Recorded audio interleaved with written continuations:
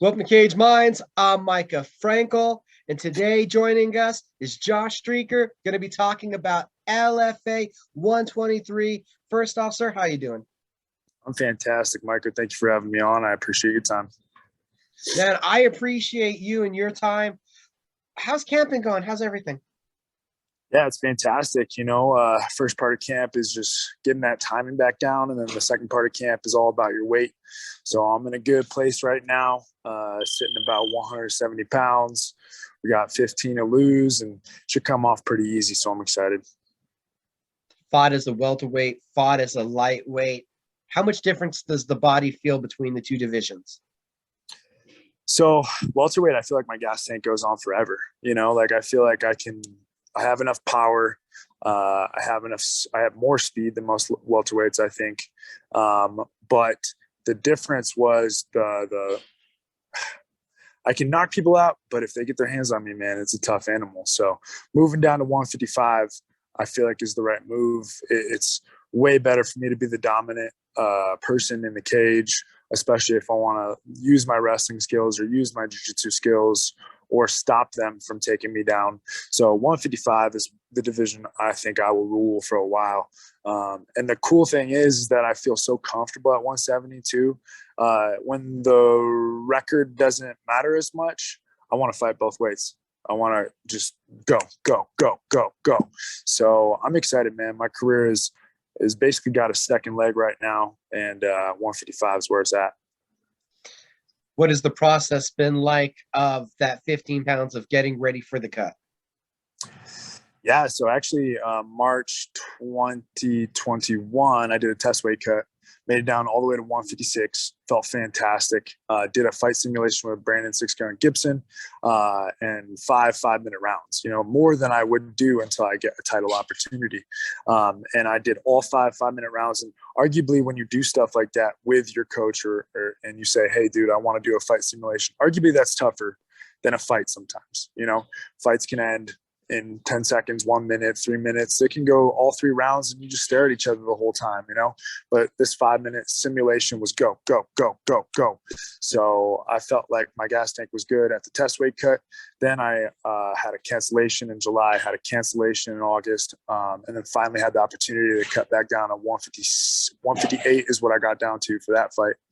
Still sweating, still feeling good about myself, and I got a last minute 24-hour opponent, cutting weight in the sauna with him. So worst case scenario, you could say, still made 158. He made like 162. I didn't care. I need to fight. I want to fight. This is what I've been training for 2.5 years. So we made it work. I made him tap in the 2 minutes into the round. And so I consider that a 155-pound fight. I consider that a knockout win. And that's what I plan to do. I'm familiar with 155 now, haven't been there twice, and I do a lot of damage when I get in there. It's going to be fun. Okay, you totally took me off the train of thought now. What conversation happens? Well, two of you that are about to have to compete are in there cutting weight together. Is there any conversation even? Dude, it's so awkward because you both know each other, Yeah, I know you're the one I'm fighting. I'm the one that's fighting. So you got to break the tension right away. So I was just like, hey, bro, we're fighting tomorrow, man. I'm your opponent. He goes, oh, really? Okay, you didn't know that I was your opponent. Of course you knew. We shake hands. You're like, good luck tomorrow. And then we get through this thing where he's 24 hours notice, right? So he goes and looks at me. He's like, man, bro, I've been here for 4 hours. Whether or not that's true or not, I don't know. But, he goes through and says that to me. He's like, what's the lowest I can go that you would feel comfortable with? I was like, bro, just make 158 and we'll call it good. I'm like half a pound off of that right now. And he was like, all right, cool. I think I'm at 158. I think I'll float it. He disappears from the sauna. So inevitably I'm happy because my opponent's not in the sauna with me, because I get kind of leave me alone. I'm going to try to kill you, But then he leaves. I drop down to 158, show up on the scale 158. He shows up at 161, 162, something like that. And I was just like, doesn't matter. Let's fight. Let's do this, So it's funny. It's awkward. It's. Hey, what's up? Do you guys know me? Oh, hey, hi. I just talked to him. The star of the show here. The star of the show. Oh yeah, the superstar. But yeah, it was funny. Hey, we did what we needed to do. Kind of a lot of things go through your head when they switch up the opponent in like 24 hours, but we did what we had to do and we got the W. 95 seconds. I see verbal victory. Tell me how that 95 seconds played out. It played out with, I saw from across the cage that he didn't want to be in there, and I could tell that he was going to break. And in videos, he has broken before. So I know where my forte is, and I kept it where my forte is. And man, dude, I threw the hardest overhand right. He ate it, fell back. I was a dummy, threw a flying knee, like got clinched up, fought off of that. And then I go overhand left hook combo, clipped him right on the chin, and then he dropped down to his knee. And at that point, I was like, all right, this fight's over.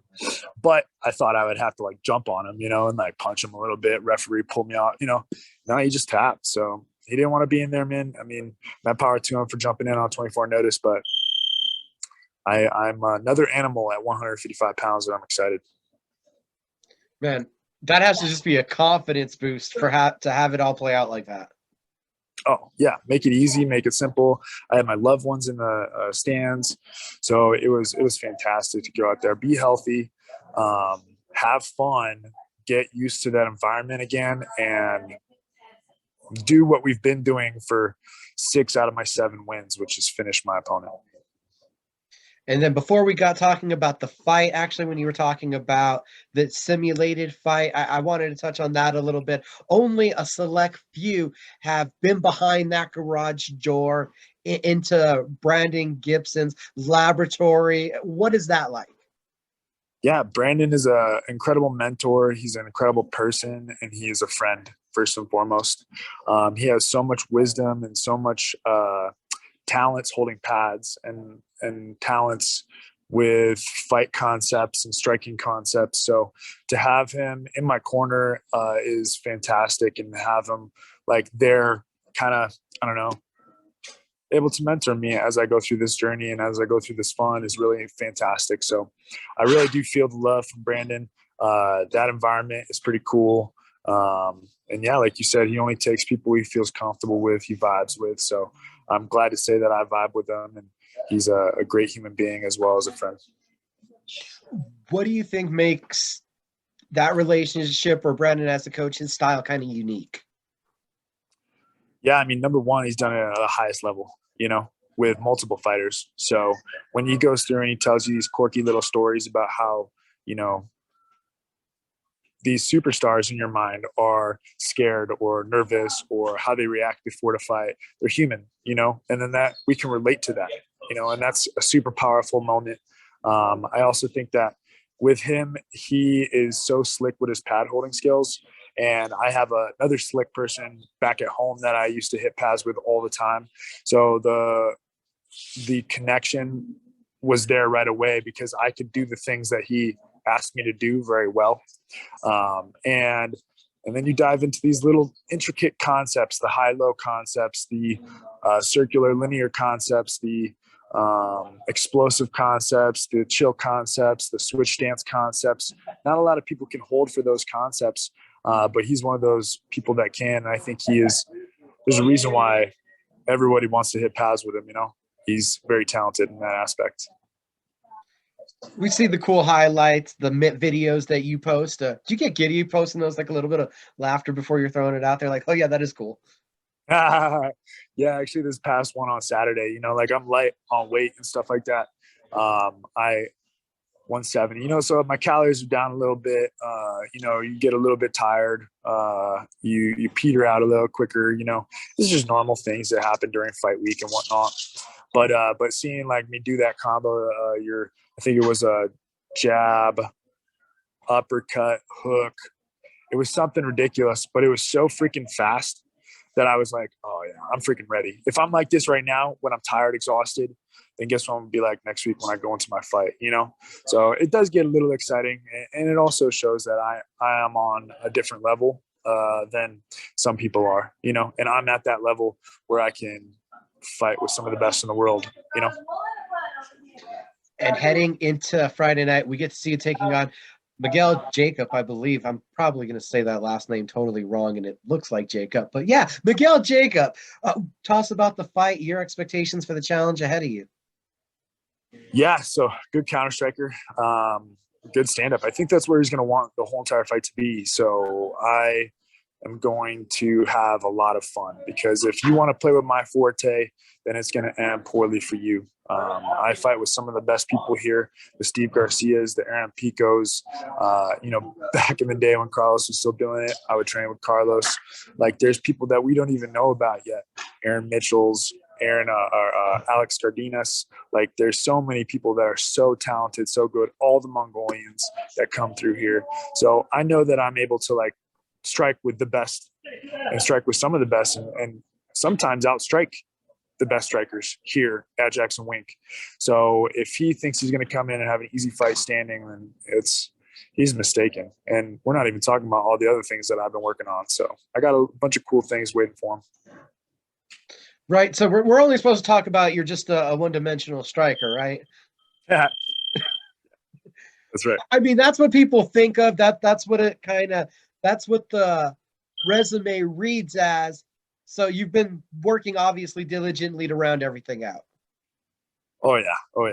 Get my butt kicked sometimes in here in wrestling practice, and then sometimes succeeding, you know? Like, these are things that young Josh Streacker would not have done. Young Josh Streacker would have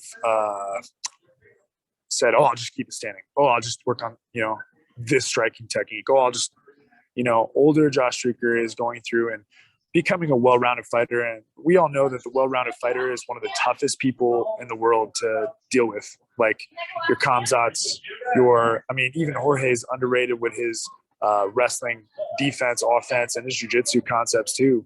Like, these are people that we don't even view as that. You know, it's not the old school UFC, whereas if you're a good striker, you can make it to the top. If you're a good jiu-jitsu practitioner, you can submit everybody. It's the new school UFC. So we got to be prepared for everything, every avenue, because I'm not looking at just being able to defeat Miguel Jacob. I'm looking to defeat everybody at the 155 division. That's where I hold myself to. That's the level that I hold myself to, and that's the level that I'll be at. What are your feelings just overall? It sounds like there's a reinvigoration and a new excitement with this 55 journey. Yeah, so it's one of those cool things. Like, I mean, I was 5-1 as a 170-er, and I was knocking out everybody but one person, I believe. So there was this confidence that I couldn't be stopped. And then bad decision. I got jabbed to death by a 6'4", 6'5" dude. So there's the concept of the 170 coming through, right? You can't get past his range. He's too tall for you. You know, like, so that sucked. And then you go through and you have your, I thought it was a bogus decision. I lost that one. So now our record's sitting at 6-4, I believe, at that point. And then it was at that point where I was like, all right, cool. The name of the game is to switch it over to 155. Now I can be 1-0 at 155. Now I can be 2-0 at 155. Now I can be 3-0 at 155. And we just keep on climbing the ladder until we're at that point where we get notoriety. So this is my weight division. I would always drop 2 pounds probably. I would be 172 fighting at 170. Still knocking people out, still doing work. We're not even talking about my amateur career as well at 170 as well. But yeah, I feel really confident with this new weight cut. Like you said, reinvigorated, ready to go. I got the best people around me. The Mike Winklejohn in the world, hit paths with Dan right now. The Greg Jackson, the Brandon Gibson, the Harry St. Ledger, my coach from back home, Daniel Mulroney. Like, so I feel fantastic. I got a lot of people behind me, a lot of excitement, a lot of buzz. And the buzz will come true on Friday, I'll tell you that much.